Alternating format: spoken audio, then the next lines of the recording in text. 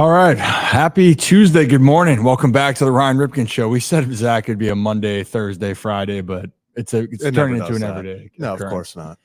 Well, we appreciate you guys tuning in. Thanks for tuning up with us. I guess it's Ryan and the good kids. Vibes are high in Baltimore after a big win, 2-0 win. The bullpen looked pretty good. We'll talk about all that in the future here, but impromptu because of our special guest we're going to have on here. But to let you know who we have right now of our group with us today, obviously Zach Bollinger is over there. Back and better than ever. And then behind the scenes, we have Brad Smith making it all happen. And Kevin Ostreicher just woke up. Good God. Do you sleep in collared shirts? No, I told you I own over 70 polos. You look like you had one hell of a Monday night, Kevin. Well, Jamal Murray saved my life, and then obviously with the hours I work, it had to come down from that. And but we're grinding. Got to hang out with the boys today, and I'm excited for this one. So can't sleep when we got a show going on. Come on. It looks like that Vegas kicked your ass. Like you were out till 4:30, but you lived to tell the tale. But that can be for a different time. But for all those that listened, we did a Yankees-Orioles preview yesterday. We had Ryan O'Hearn join the show. So if you missed any of that, go back and watch that from yesterday. But guys, we're doing it today because we got a special guest. If you're on X, you definitely follow this person if you're a baseball fan. He lives, breathes baseball. And yes, he has his Boston connection, but that's okay. Everyone's allowed to have that, but at least we can all agree on one thing. No one here likes the New York Yankees. So without further ado, do you think it's okay if we bring on our guest? Let's do it. All right, let's bring on Mr. Jared Carrabis. Jared, what's up, guys? That's a hell of an introduction. I love that. Yeah, no one likes the Yankees. I don't even think Yankee fans like the Yankees. If you ask them, they probably don't even like the Yankees right now. I agree. Well, certainly they don't like the damn wall, but that's a whole different subject in Baltimore right now. Yeah, well, 6 ballparks, and one of them wouldn't have been New York. It was an out in Yankee Stadium, and they're complaining that it was an out. Like, what are we supposed to do here? Yeah. Well, all I know is we got to score some more damn runs if you're New York to win the game. But Jared, actually, so we know you, and obviously we can give your history. But for those that don't know you, can you give a little bit of a backstory from you going from essentially blogging about the game all the way to now? Can I call you media personality? I guess whatever you want to call yourself. Yeah, I mean, I'll try and give you the Cliff Notes version because it's a very long-winded journey to get to this point. But I started my blog when I was in high school. I was a junior in high school. Wrote a book when I was 18. Relaunched because I started my blog on MySpace. Like that's how old I am. MySpace goes down the tubes. So I end up finally finagling a way to get an actual website. I do that for a few years. I met Dave Portnoy, so Barstool ended up picking me up in 2014. I was there until 2021. Left, went to DraftKings, and then left, and now met Underdog to put Section 10 back together, which is my Red Sox podcast. I also do an MLB podcast, Baseball is Dead, with Dallas Braden, who is a certified psychopath broadcaster of the Oakland A's. Yeah, he's just in town. I wish I had a chance to. I wanted to go to the series. Had to miss that because all hands on deck here with New York. But yeah, you had the journey. I just like to explain it because a lot of people ask, how do you get involved in baseball, or you want to follow the game and you love it? Well, you got to have a passion for it. You got to put in the work and then kind of see where, shit takes you. And for you, it took you to so many different places. And I believe, correct me if I'm wrong, you was starting 9. Is that when the most that you've interacted with my dad? And I know you have high things to say about him. At least that's one of us here that can speak that way about him. Yeah. He came on the podcast twice. So as I told you, he is my favorite baseball player of all time. So as I mentioned to you when we were talking about doing the show, my AIM screen name was C Ripken 2131X8.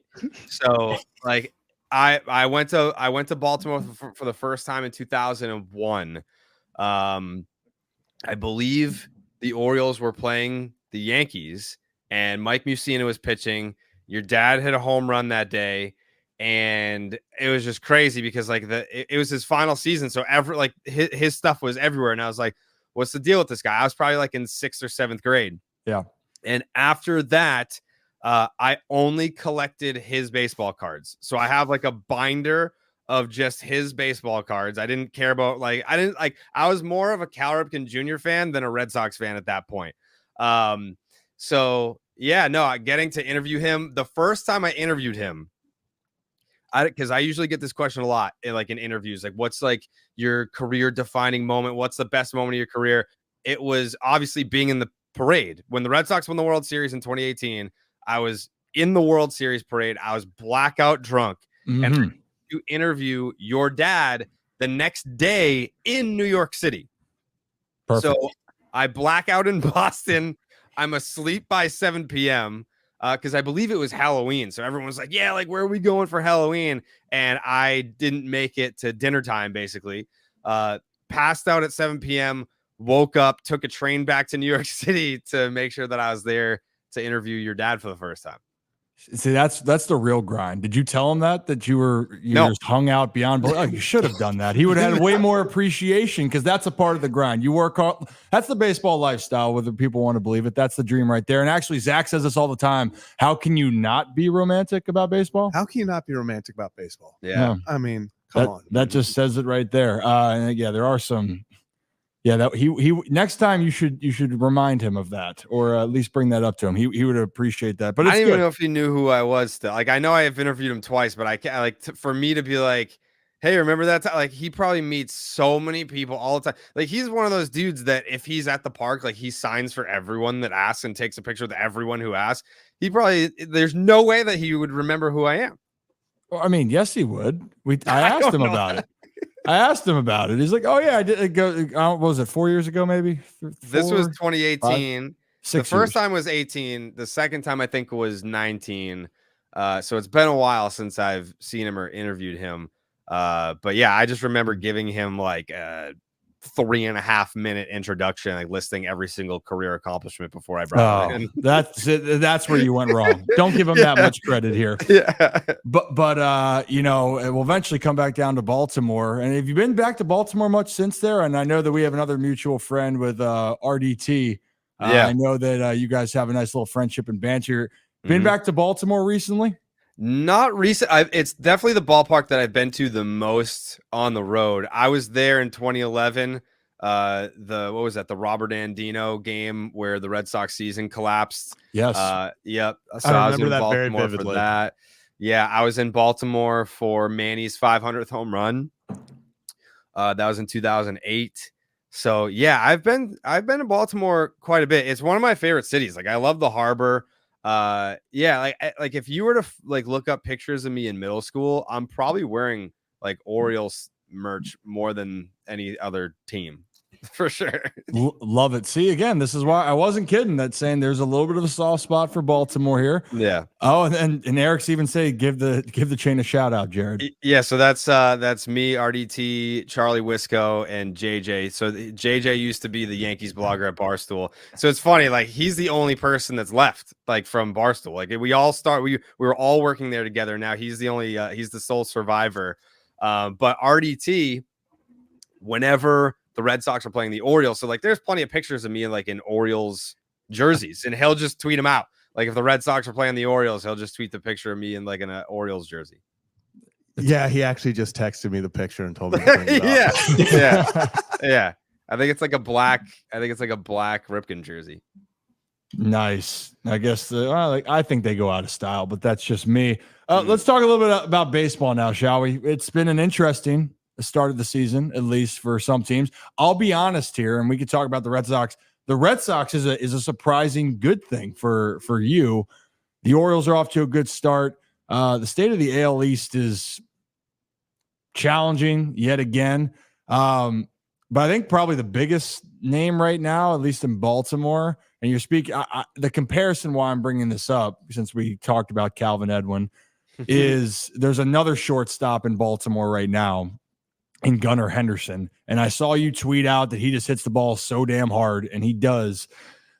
Is there a list, if I could list off right now, is Gunnar in the top 5 that you would want to build a team around position players right now? Or is he even higher up on that list? Yeah, I mean, he's definitely top 5 for me. Yeah, because when I tweeted that, I guess Miguel Sano either passed him or wasn't qualified, but is qualified now. I said he, like, objectively speaking, no one hits the ball harder than Gunnar Henderson because he was leading Major League Baseball in average exit velocity. So yeah, when you talk about like the Baltimore Orioles right now, they have the best spine in baseball, like catcher, short, and I factored in Jackson Holiday into that at the time. But having Cedric Mullins in center and then Gunnar and Jackson and Adley, like there isn't a spine in baseball that's better than that. So yeah, like I think day one, when you watch this kid play, he has like this like confidence about him. Even just like kind of like watching him last night, it wasn't intentional, but he got hit by a pitch last night and kind of just like stared out at the mound like, you took an at bat away from me. Like, yeah. I don't think that you hit me on purpose, but I wanted to hit a home run there, and you didn't let me do that. So it's just like he's got a different makeup than most young players. Yeah, he is. I told people, and I apologize to people who've already heard this. This is going to be my 100th time saying this. I've had 2-0 shit moments of guys that I've played with, and coincidentally, they're both facing off in Baltimore right now as my former teammates, Jared, going through the minor leagues. I guess technically Gunnar wasn't my teammate. He's one of them. The other one was Juan Soto. There's the only 2 moments where I was like, damn, you're different. And from early on, and Soto, it was with the Nationals of coaches saying that he was the best hitter in the organization at 17 and Bryce Harper still on the team. Gunnar, I just remember he had a opposite field home run coming out of COVID on the backfields. And he cleared the top wall and then hit it across the street into like a neighborhood. And no one said a word.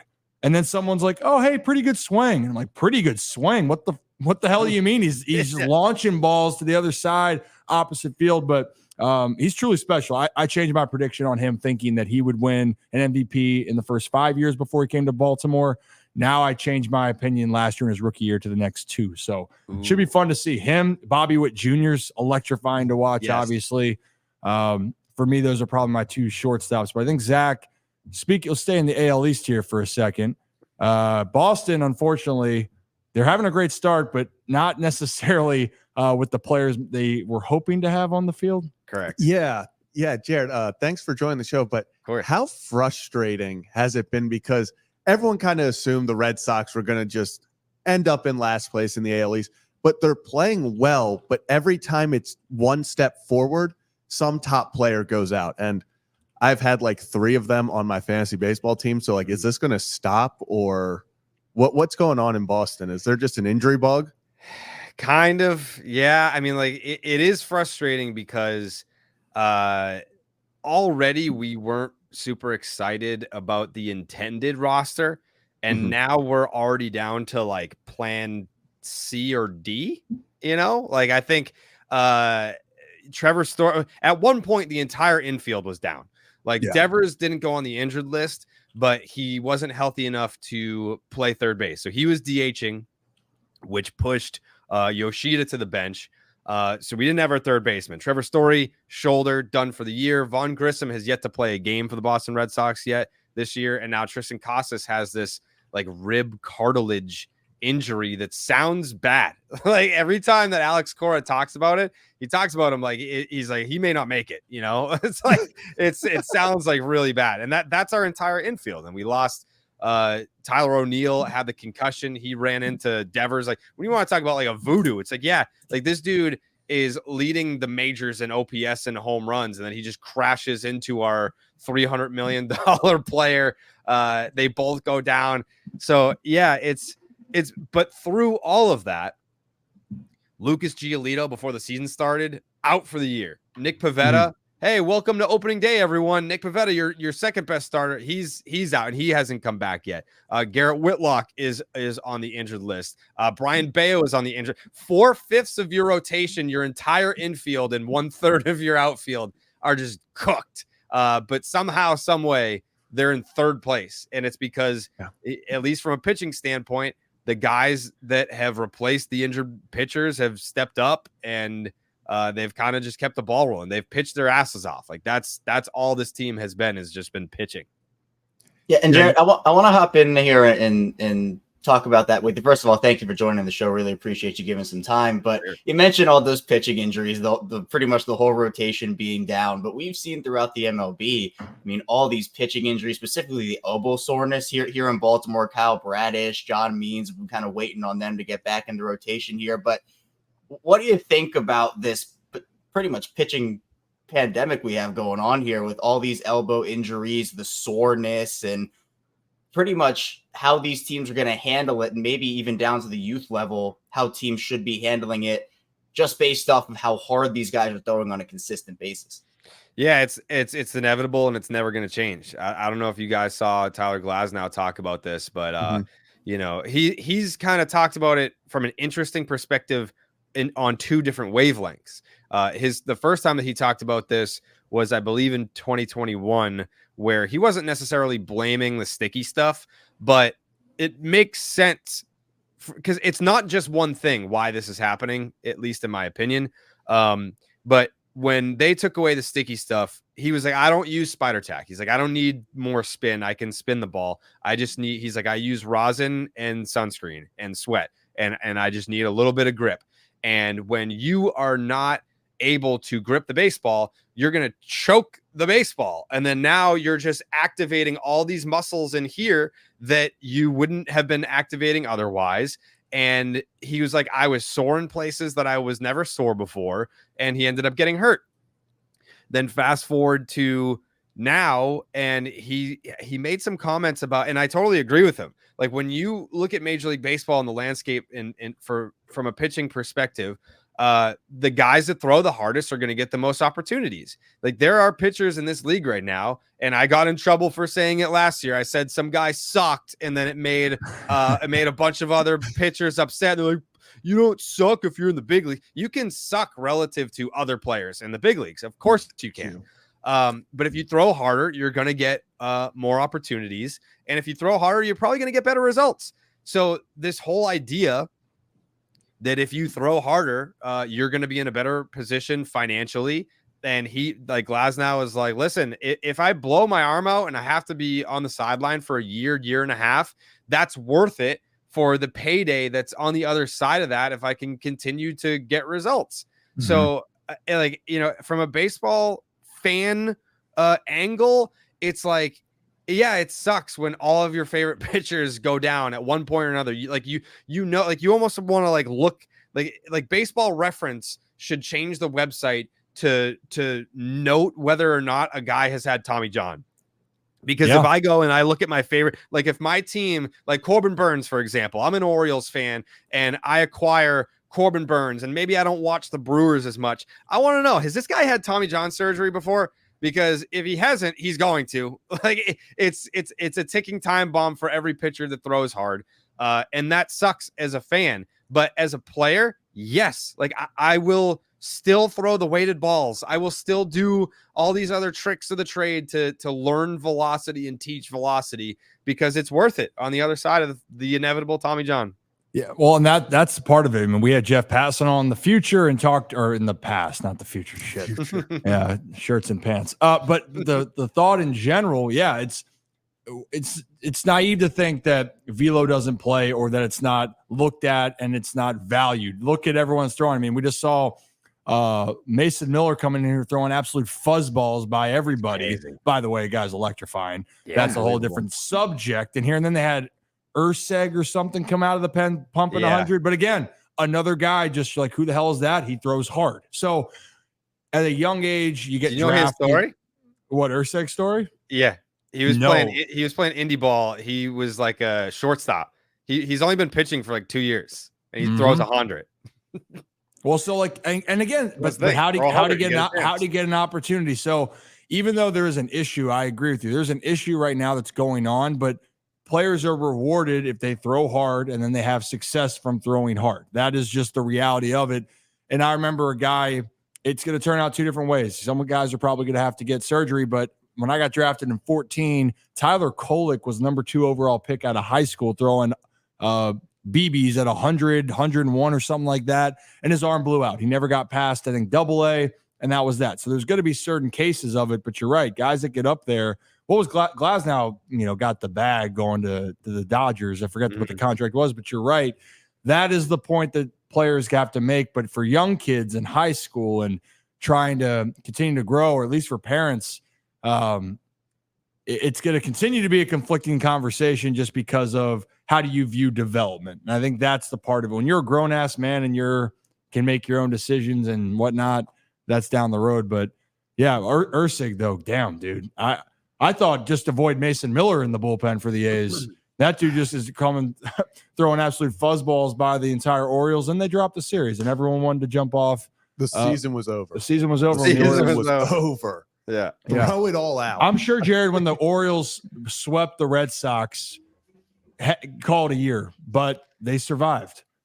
Yeah, I mean, I've been saying call it a year, like after every series loss. I mean, this is like with every injury, I'm like, well, there you go, season's cooked. Like when Story goes down, I mean, last year that defense, sucked. Defense at shortstop is just so important, and he goes down. We're like, well, it was a good couple weeks, and then Casas goes down. I mean, like that's your middle of the order bat. I mean, yeah. But then they ended up 17-0 against the Cubs on Saturday. So it's like they can hit when they want to. They just have to feel like it. Yeah, they choose it. And I'll tell you what, Tanner Houck, by the way, I faced him, gosh, I forget which year now, but I just remember it was just disgusting. His arm angle, the way that he threw, but I always felt like he needed to learn how to actually control it. And when Zach, we'll ask about, did you get a hit? Did I get a hit off a house? You struck out, didn't you? I didn't strike out. No chance. No, I think I swung early and often and probably rolled over to first. I did a great job at rolling the ball over. Death taxes, Ryan rolls over. That was my staple. Yeah, Tanner Houck, I think he's in it for the long run. That's at least one option for you. But again, you always wonder. I tell people in Baltimore here with Kyle Bradish and John Means, you're excited they're coming back, but you always have that thought in the back of your mind of, enjoy it, and hopefully everything stays all right. John Means actually owes me for a bet that we made during the pandemic 2020. What was the bet? We did rock, paper, scissors, best of 7, and I beat him. So he for a start, I think it was, I don't know if it was at Fenway or it was just like a start to be negotiated, but he has to draw my initials and my number in the mound before he pitches. So. Okay, so I'm gonna have to, if I see him today going to the stadium, I might have to bring this up to him, and I'll get a update for you. Yeah, please do. Yeah, he still owes. It's a 4-year debt, so I mean, it might have had some interest now. I mean, he might have to do it more than once. It might have to be in a playoff game now. Yeah, it might have to be before game 1. That would be electric. Yeah. We'll get a photo of it. Well, hopefully Baltimore is going to have playoff baseball here, but in the meantime, they got a lot of ball left to go. And currently at the moment, we mentioned earlier when you joined the show, the Yanks are in town. Good energy on a Monday night. A lot of complaining also on a Monday night, especially from New York. And I'm not going to say that Oriole fans don't complain. I think every fan base complains, but Brad, specifically, a lot of people were getting uptight in a game where the Yankees ended up scoring 0 runs and dropping the opener against Baltimore. Yeah, including the Talking Yanks guys complaining about the old Camden Yards. When it's just one of those things. This is actually good for baseball. I don't know what I mean, obviously Yankees fans are going to find something to complain about, Jared. But Cabrera goes and hits this one. It's a home run in only 6 other ballparks. I just want to get your thoughts on, obviously we all hate Yankees fans and Yankees in general, but give me your thoughts on the actual change to the park, because I think it's something that has been talked about some, but I don't know if really a lot of light has been shed on this. And so do you think this is good for baseball? I know a lot of pitchers complained about playing in Camden Yards, especially if you played for the Orioles at the time. Obviously as a Red Sox fan, you got the Green Monster out there. I personally think it's great for baseball. I think it's better for the yard. What are your thoughts on that? Yeah, I mean, like, you're not going to catch me complaining about it. I think it's embarrassing until it's been there for what, 3 years now, and they're just like, man, like, this would have been a home run 4 years ago. It's like, who cares? It's like, that's not what the ballpark is now. Like, they didn't change it for this series. It's not something that they can put back after the Yankees lead. It's not like, the Yankees have a bunch of right-handed hitters with pop. let's move the fence back for this series. It's just, it's typical whiny Yankee fan behavior where, listen, they haven't won in a long time. Like they have to, they're in a weird spot where the Yankee fan DNA is like, if you're born a Yankee fan, you're born with the ability to brag about all the championships that you've won. But all these young baseball fans, they haven't won anything. So it's like they get to like walk around and brag about like their grandfather's championships like that. That's very cringe. That's very lame to do. So yeah, like every game is their World Series because they don't know what it's like to be in one. They don't know what it's like to win one or be in one. But I'm 38 years old. This is the first time that I'm like, this is kind of, I'm enjoying this. I'm enjoying this, that the Yankees are now feeling what it's like to live in poverty, even though they spend so much money on these players. Well, now it's been, two things I want to say. One, I think the Orioles and Yankees have the same divisional or they've won the same amount of division titles in the last 15 years. I think was I right on that? I believe since 2000, since the Yankees. I don't know. Or maybe it's the last 10 or 11 years. I saw a stat on this because it happened last year. And the second thing is I will stay with Stan, even though, and I feel bad, that guy has been ravaged. And I as a baseball fan, I miss the Stan that hit 60 in Miami. I don't miss that he's not doing that against Baltimore, I'll be honest, except he almost killed Grayson Rodriguez last night on a line drive up the middle. I sat there for a second, had to say hi to Calvin. How's it going? Oh my God, 120 off the bat right back at Grayson's face. And I got scared for a minute. That dude, when he makes contact, is still one of the scariest things. But speed is not what he is known for, never has been known for. But I digress. You know what? So since the Yankees are trying to get used to something different here, Jared, a different time, and I do think, and I'll give the Yankees credit here, and as I still think that they're going to in for a good season. It sucks with them with Garrett Cole, but I'm glad you mentioned injuries. No one should complain about injuries more than the Red Sox. So if team's complaining, deal with it. It's baseball. And the Astros to a degree, because Astros fans would come at me being like, our whole rotation's on the injured list. And it's like, okay, 4/5 of ours is and the entire infield. Like, what? No, no one besides. I'll give Houston that. Like they've got off to a worse start. Like that's why it's like, oh, we can complain more. It's like, okay, so we don't get enough credit for being able to overcome adversity better than you. Mm-hmm. Yeah, I mean, you don't like it, shit hits the fan. What you got? Yeah, Jared, I want to ask you about this. Are we officially thinking that this? Because I see a lot of people questioning this. Are the Astros? Is this the downfall, or is this the classic? They're having a bad start to the year, and then suddenly we look up and they're in the ALDS Game 7. That division sucks. Like I want to say the top two teams are the only teams with a positive run differential, and it's like barely. Like the Mariners maybe are like 2 games over 500 and they're in first place. I think it was not last Friday, but the Friday before they got Verlander back. And then on Sunday, they got Framber back. So like they're starting to get healthy. And like the thing about their position players too is like only Bregman is struggling offensively. Yeah. Mm-hmm. Like Altuve, the last time I checked, he was hitting like 359 with like a 1020 OPS or something like that. So like the hitters are still hitting. Yordan Alvarez hasn't quite turned it on yet, but he's not having a poor season. So I think once they're started and so they haven't had a ton of injuries in the bullpen. They've just sucked. Like their top 3 relievers have just sucked. Like Presley, Hader. They've just not been good. So I think that there's definitely a path for the Astros, maybe not to have this, 98 win season and go into the playoffs as a monster number 1 favorite or anything, but there's definitely still a path for them to win this division. Yeah, Altuve's hitting 342 with 7 home runs. That's it. Yeah, he's only in 3. Terrible. 1.011 OPS. There you go.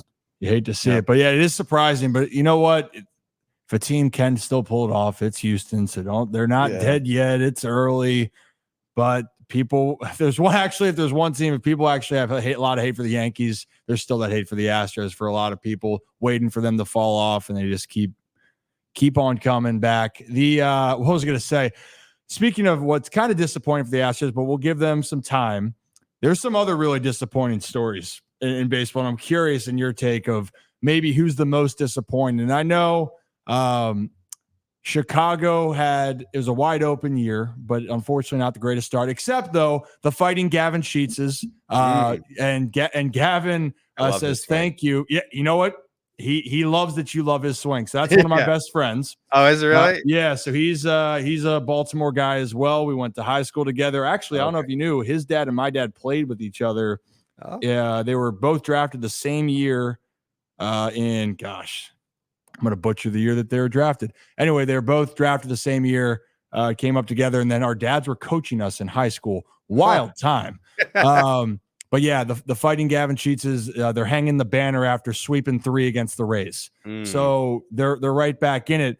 But besides what I've mentioned, is there a team right now where you're sitting there going, damn, I didn't see this coming, or this is just bad?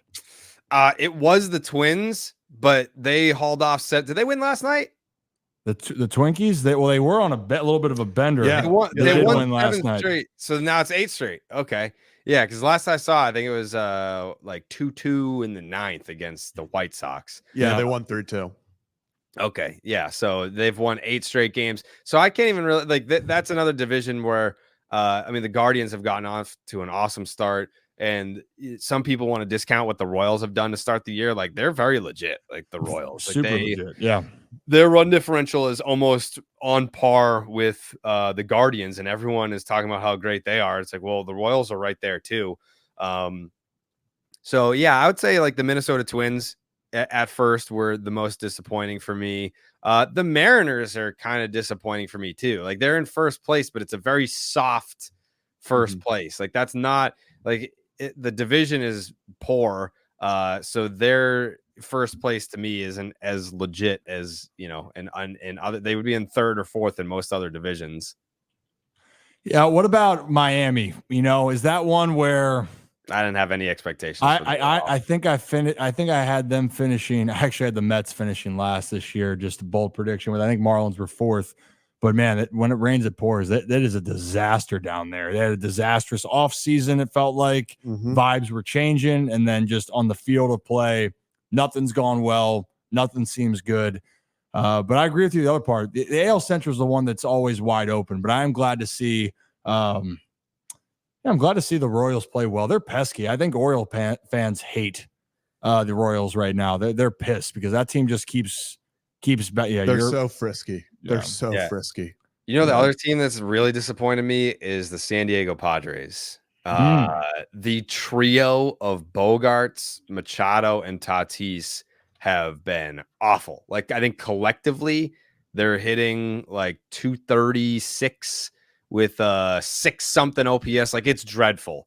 Like, especially someone like Tatis. Like, I get it. Like, Machado and Bogarts, like, they're kind of in like that over 30 part of their career. Tatis is still supposed to be the young, exciting superstar, face of the franchise talent, and he has had a very slow start to the year. I'm not saying that he can't come back from this. It's been a month, but his start to the year has sucked. And the Padres, I think, are 3 or 4 games under 500 now. Yeah, they're 4. Yeah. Not a good, what? Maybe my expectations have dropped for the Padres because I feel that they realize that money can't buy them everything. I hope that Xander plays well, but hopefully if Xander's not playing well, it doesn't make you guys feel that bad that he left Boston for everything that happened. The one that really just stings the nostrils all the time is Mookie Betts. That's the one that, I can hear it in your voice. The Excel says it all. Hey, how about a couple fun things here, and then we'll let you get out here, enjoy the rest of your Tuesday morning, because I know this is kind of your easy day. Nicknames around baseball. I was just thinking about this. What are some of your favorite nicknames going around? Because in Baltimore here, it's getting interesting. Colton Cowser, people are wearing cow costumes. He's the milkman, which is one of my favorite right now in all of baseball. And they're trying to find a combination. We're trying to figure it out for Jordan Westburg and Cowser, where if it's like iceberg or I don't know what was the thing we got burgers. There's a lot of things. Colton Cowser was helping us come up with some. Yeah, we have some memes of Cowser as the cow and Westy as a cowboy out in on the farm. Yeah. Any nicknames that are striking your eye right now or that are around baseball? Yeah, the top one has to be Cal Raleigh Big Dumper. Like that's number one. That's top tier. I think we're lacking nicknames in baseball. Like I think when we were doing the nicknames in 2018 for the Red Sox, like everyone had a nickname on that team.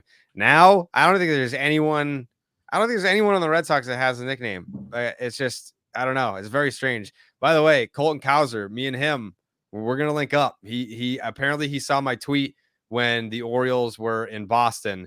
And he had like the 2 catches in front of the wall and he hit like 16 home runs in that series. At least. Yeah. And I tweeted something like, I don't know what we did to Colton Cowser, but someone needs to apologize before the Orioles come back to Fenway the next time.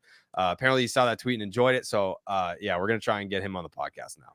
Yeah, I'll put a good word in his ear too. But I know that he loved Boston. Beautiful, beautiful place. He said he would play there the rest of the season if he could. I think that to the excitement of all Red Sox fans, Kevin, I think kind of a fun thing since we're talking with Boston and Baltimore still. Yeah, Jared, I want to get your favorite Orioles-Red Sox crossover that you've watched play. Obviously, the most recent one is Craig Kimbrell right now, but I mean, you have guys, and we could go down the list of Jose Iglesias, Wade Miley, Alejandro De Aza. Like we could go far, far, far down. What's your favorite Orioles-Red Sox crossover that you liked watching on the Red Sox? You still have a lot of love for today.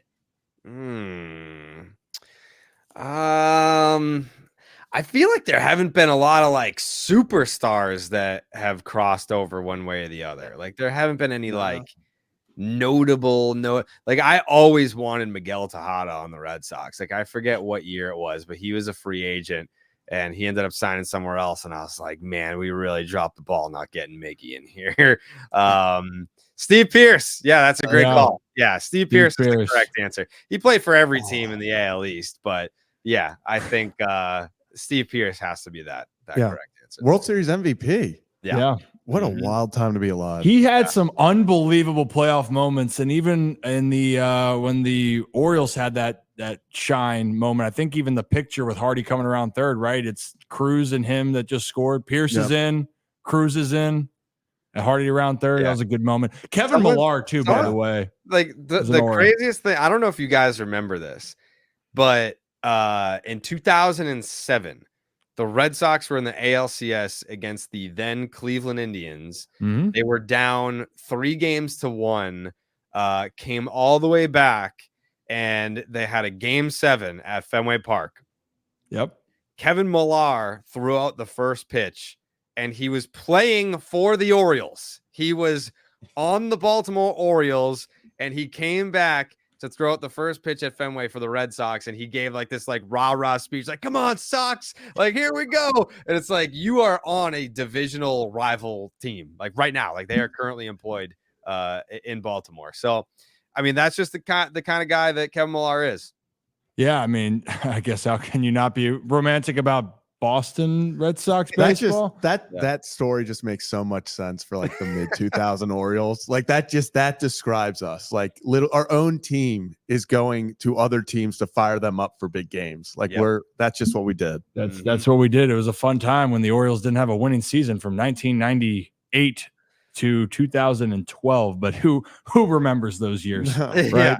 Zach wasn't even born yet for a few of those. So only two of them. Yeah, you haven't lived yet. Then I was also, when you're talking about Miguel Tejada, I still think about, at least in my mind, Miguel Tejada, Melvin Moore, and MVP baseball. The game might have been the two. Melvin Moore underrated. Miguel Tejada might have been one of the best players in all the game.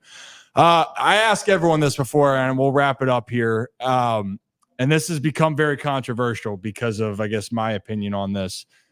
But I like specialty dogs. I want to preface this. I put out a tweet last night. I like specialty dogs, and I'll leave it with that. But if you're going to a ballpark, Jared, and you got to put a condiment on your dog or no condiment, what's going on your hot dog? I'm a raw dog guy. Straight up raw dog. Yeah. Yeah. Is everyone listening right now? Absolutely nothing. Yeah. By the way, Dodger Dog sucks. I just want to get that on the record. The Dodger Dog is absolute garbage. So far, I mean, I don't think it's biased because I have probably tried 20 plus ballpark dogs. Fenway Frank is the best. Like it is. And the Dodger Dog is the worst. Yeah, I have not had the Dodger Dog. In Baltimore, the specialty dog, they have the Warehouse Dog right now, which I think is a great one-time try. And then delicious, enjoyed every minute of it.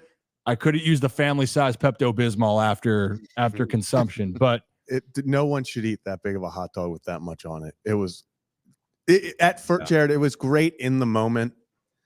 And then like 20 minutes later, you're like, why did I do I that? should have never done that. Yeah. It was just one of those. Yeah. You regret it. The more we sat there, the more you were like, that was a horrible decision. Yeah. I thought you were going to ask me like what my go-to ballpark food choice is. Oh, go ahead. Get in there. I am incredibly bougie. I'll be the first only at baseball games. In my everyday life, like I'm wearing gym shorts right now and like just like a regular t-shirt. Like I'm not bougie in any other way, but when I go to the ballpark, I'm getting prime rib. I'm getting lobster rolls. Like that is, I go 2 lobster rolls, prime rib, Caesar salad. Oh yeah. Like it's not like you're not thinking, oh, this guy is having like a nice little ballpark meal. If I sat down and took a picture of what I eat before a Red Sox game, you'd be like, what 5-star restaurant is this gentleman at right now? You know what? Not surprised now that you say that. So, hey, some of these ballpark foods, man, I'll tell you what, lobster rolls, especially up Yankee in Boston. Stadium. Well, Yankee Stadium. Oh, you ever sit in the Legends? I have not yet. Oh, haven't lived yet. Yeah, so I'm going to introduce you to a good friend of mine by the name of Marlins Man. And Marlins Man, he only sits in the Legends when he goes to Yankee Stadium, and they've got like this crazy huge, like it's like a buffet, but it's got all kinds of seafood and it's amazing. It's amazing. Like, you know, I hate the Yankees and all that, but they do it right with their premier seating eating menu. Got a good spread. Great spread. What's the spread? That's a pretty damn good spread. Yeah, I don't even know. I'll be honest. We're trying to figure out all the foods here in Baltimore. The one that I think that I would eat, and it's not the gourmet, but it's like a guilty pleasure, is a Stuggy's crab mac and cheese because I'm still a Baltimorean. Yeah. So if there's crab on a dog, I will. That's a specialty roll. But yeah, I don't think we have all the prime rib and lobster rolls down here. So you're gonna have to refer me to what was his name again? Marlins Man. If you don't know who Marlins Man is, you don't know who. You know who Marlins Man is. The orange jersey and the behind all the Marlin. I thought I was thinking of Marlin. I was thinking about Marlin Humphrey. Yeah, that's Marlin Humphrey. No, Marlins. Like Marlins. Hey, go like Marlins. 6-win team. Yeah, the 6-win team. Marlins, man. Yeah. God, that's embarrassing. Whoops. Yeah. All right, I'm not eating lunch today now. Yeah, if you guys want to come up to Boston, I will take you up to it's called the Aura Club. It used to be called State Street Pavilion, but now it's the Aura Club. So I will take you guys up there and we'll do lobster rolls and prime rib. It'll be great. Perfect. All right. I think that's a good way to end right there. Now I'm so damn hungry and actually we'll eat. What do we got? So any other questions? Well, I was just going to point out the A-Rod bear and the cow suit. Oh yeah. We'll get out of here on that. So my story with that is Alex Rodriguez gave me this bear, Jared, for my 8th birthday in 2001 in Texas. Okay. Yeah. So we put a cow suit on it for Colton Cowser. Yeah. So I like that. That's pretty cool. One does. No real reason why, but that was actually in storage, and my mom's like, "Can you get this fucking thing out of my house?" That's a one of one. Yeah, 101. We might sell that. Or donate it off. It would be great. But you should have him sign it. Have him sign it. Put a jersey on it and have him sign it. It's a good idea. Idea. Wow. See, this is why we have you come on. We're floated with so many good ideas. Besides the great baseball knowledge and conversation, we need these type of ideas, and we need to go to the Aura Club. Well, Jared, I appreciate you taking the time this morning.